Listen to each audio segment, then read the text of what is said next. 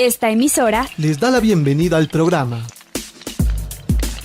Encuentros con la Filosofía, para conversar poniendo en duda nuestras certezas, con la participación abierta de profesores de la Universidad Politécnica Salesiana, de la Universidad Central del Ecuador, de la Universidad Andina Simón Bolívar. Encuentros con la Filosofía. Se difunde semanalmente por las emisoras universitarias Infinito Digital, Voz Andina Internacional y Radio Faxo. Abrimos nuestros micrófonos.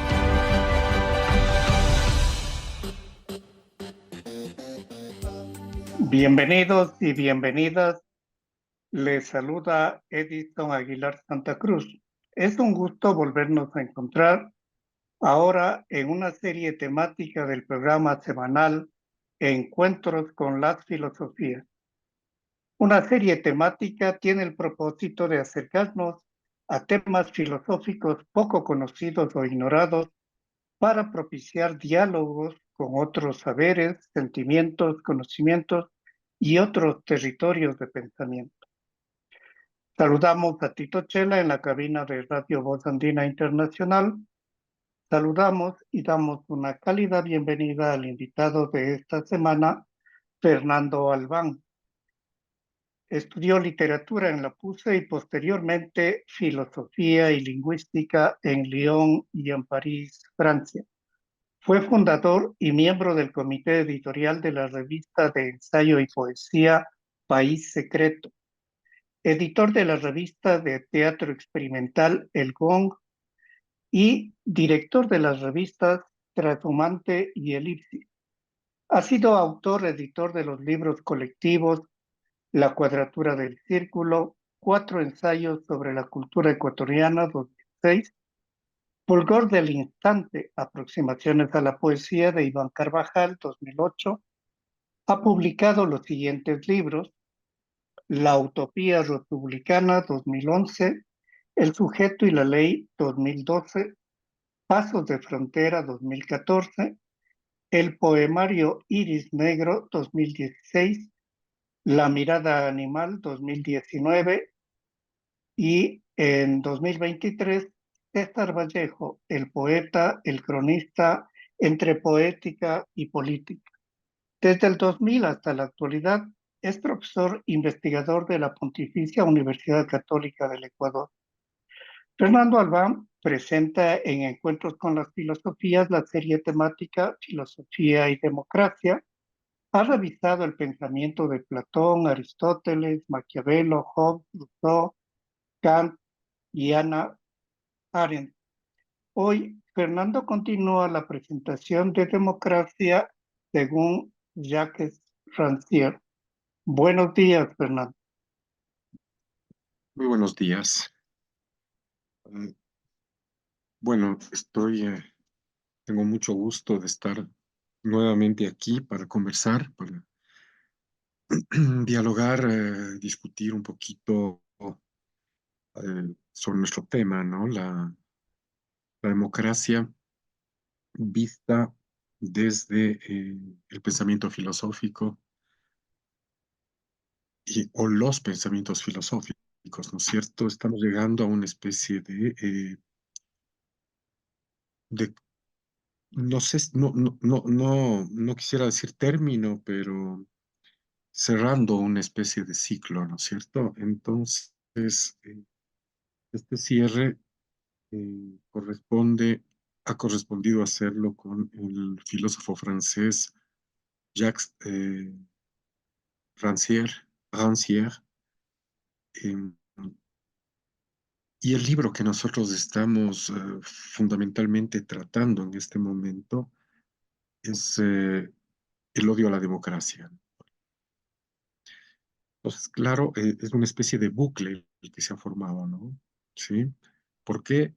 Porque este recorrido por el pensamiento político occidental desde la filosofía, la democracia, determinó que empecemos por Platón y de alguna manera lo que hace Rancière es volver reiteradamente al pensamiento platónico, en particular al de la República, pero no solamente a él, eh, para señalar justamente uno de los escenarios inaugurales, fundamentales, en donde se podría hablar de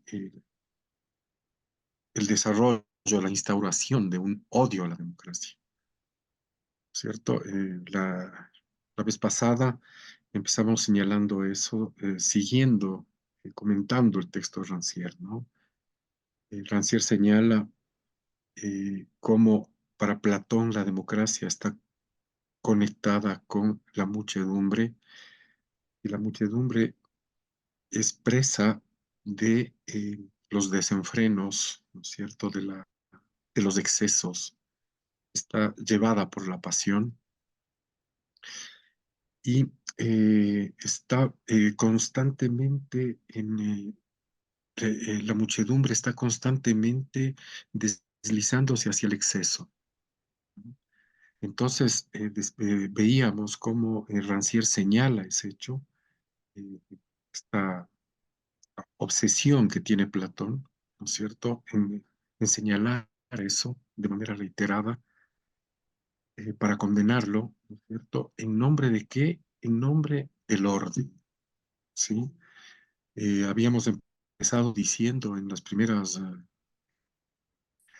clases, en los primeros cursos, que para Platón la justicia es orden, orden inmutable, incuestionable, inapelable, el que solo se puede seguir y asumir, adaptarse al mismo, ¿no es cierto?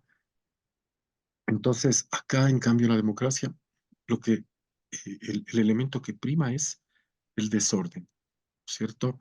Esta, eh, esta tendencia hacia el exceso, ¿sí?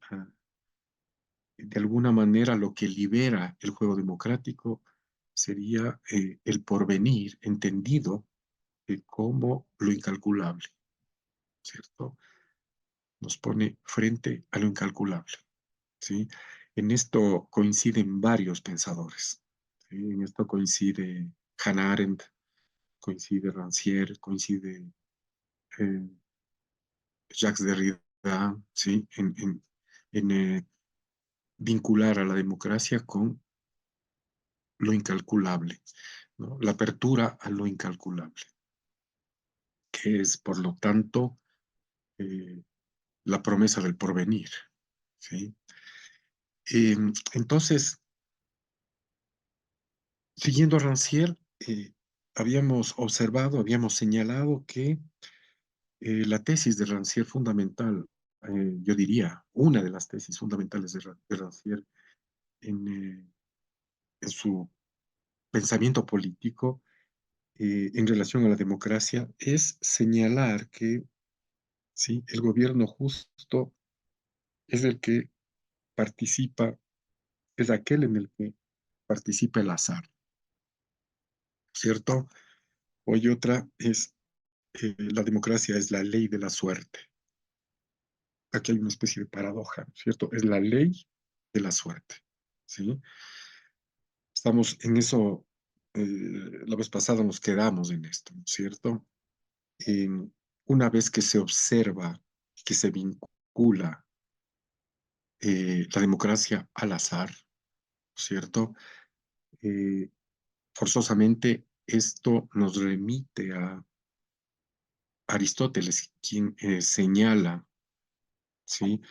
Eh, este, esta, esta relación, ¿no es cierto?, estrecha, fundamental, necesaria entre azar y democracia, ¿sí?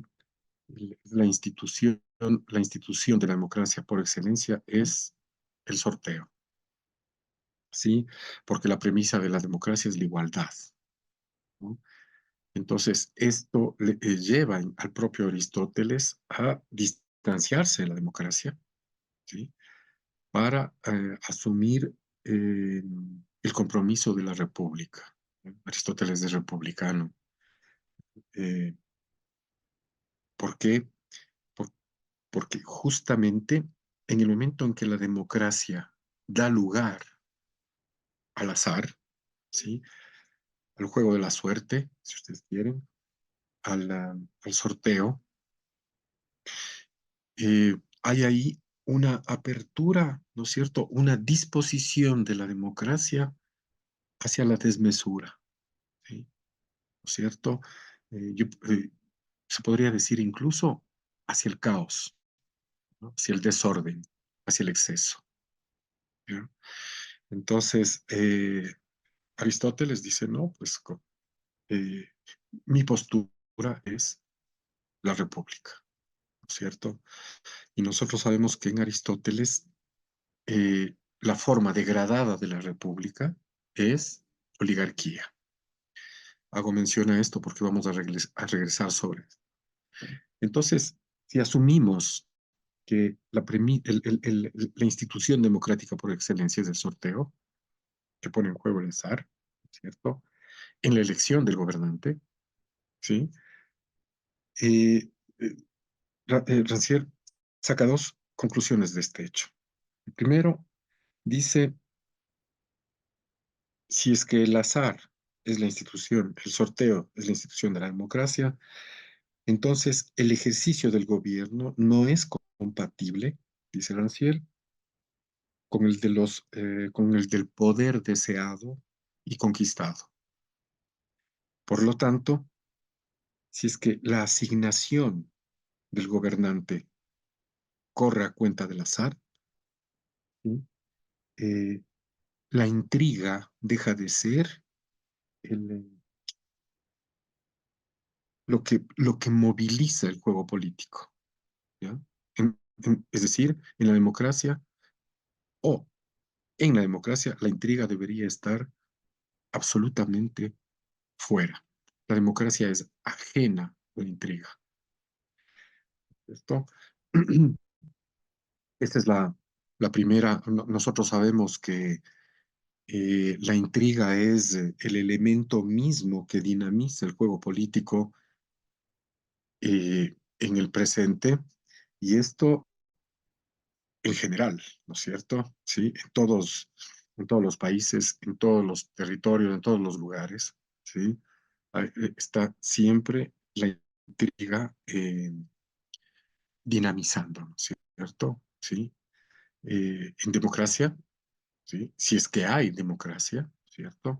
Ya vamos a ver qué es lo que pasa con esto que estoy diciendo, ¿no? Si es que hay democracia, la intriga queda excluida, ¿cierto? Este ya no es el escenario de la política. Y la segunda consecuencia sería el principio del gobierno se separa de las diferencias naturales y sociales, dice Rancière, ¿cierto? Si el azar dirime, si la suerte dirime la elección del gobernante, ¿sí? Aquí ya no hay, en el principio del gobierno, ya no hay, lo que prima no es las diferencias naturales y sociales, ¿cierto?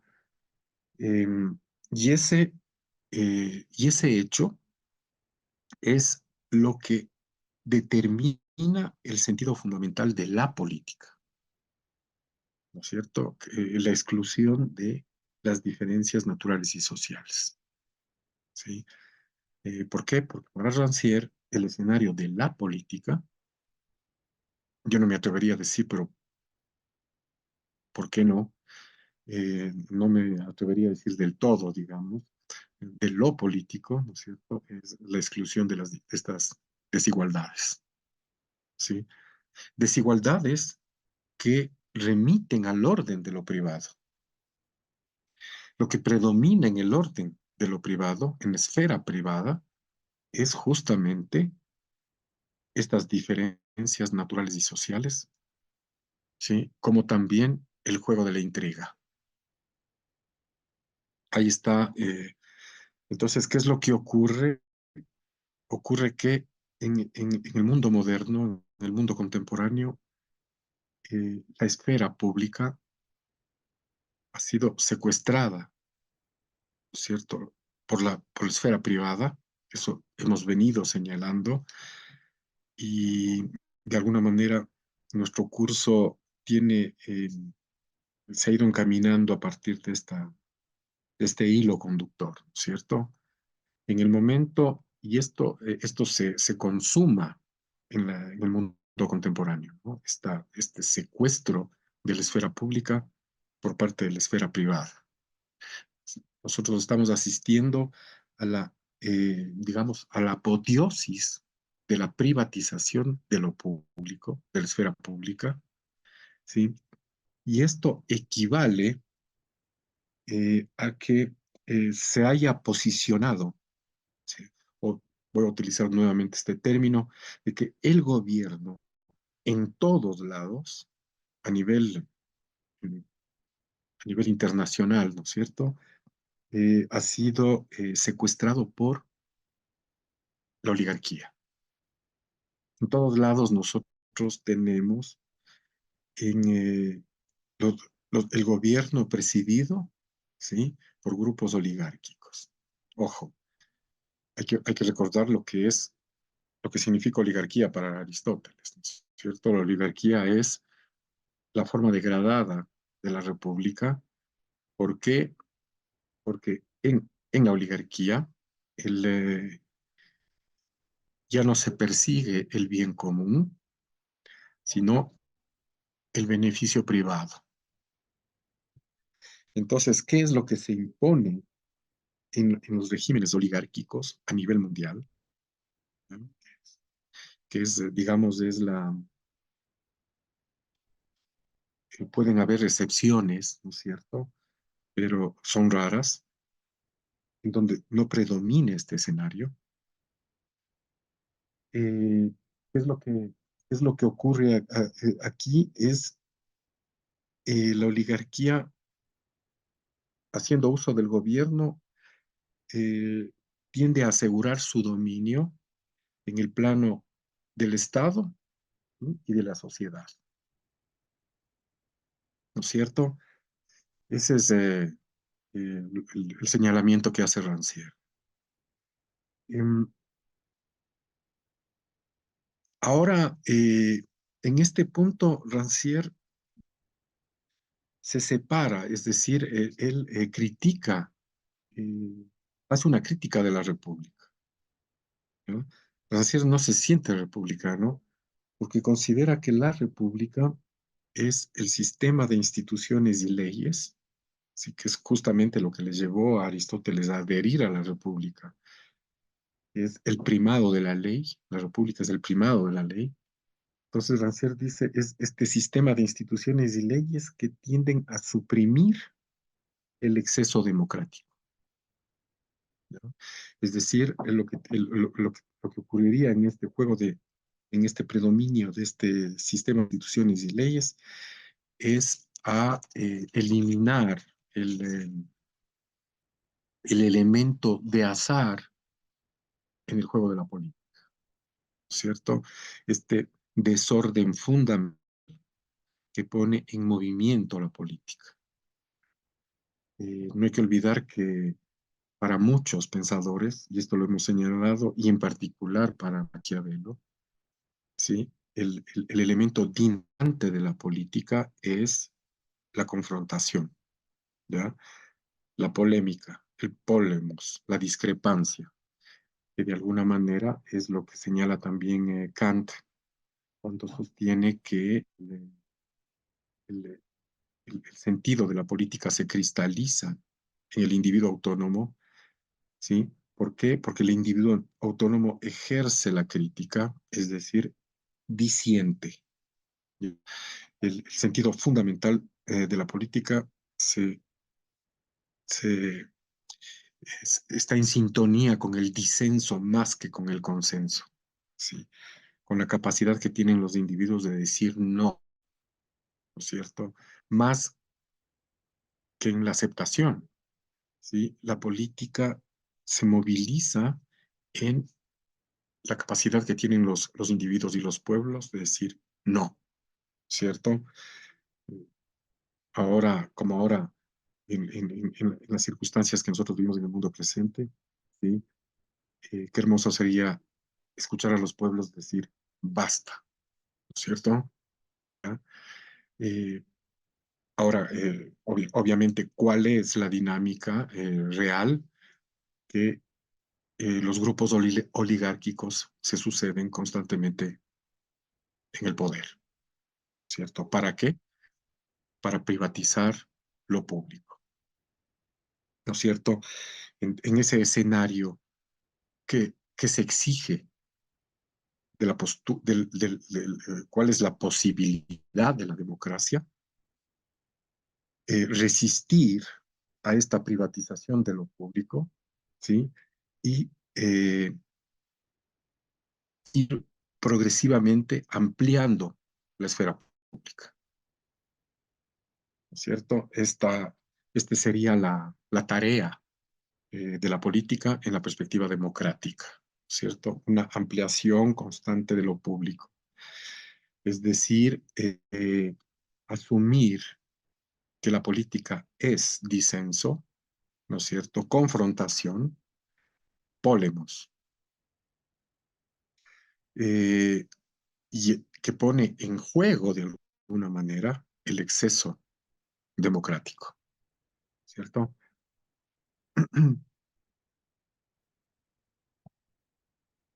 Entonces, decíamos hace un rato algo que es importante, decíamos cómo, en qué consiste el juego político oligárquico que predomina a nivel mundial, ¿cierto? ¿Qué consiste? Consiste en homogeneizar el Estado y la sociedad, ¿cierto?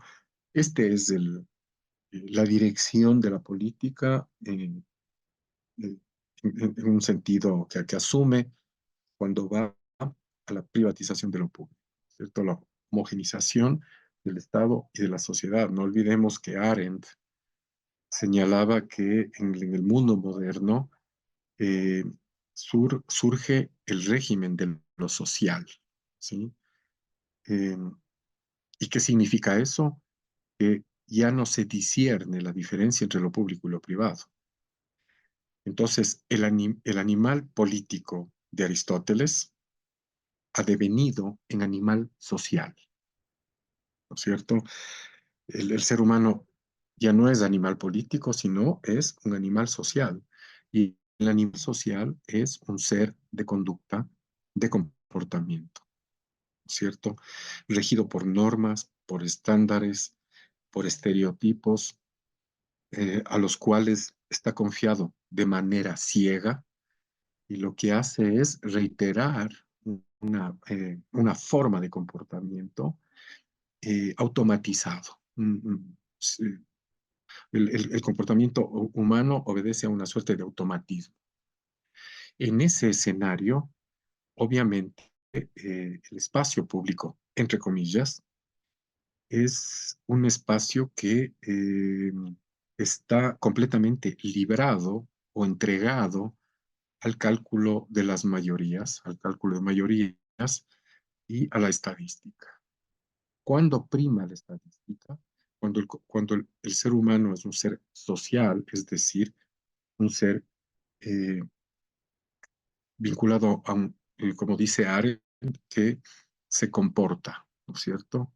Sí, que no actúa ya, porque la acción es inherente a la política, y lo que hace la acción es sustraernos del automatismo, ¿no es cierto?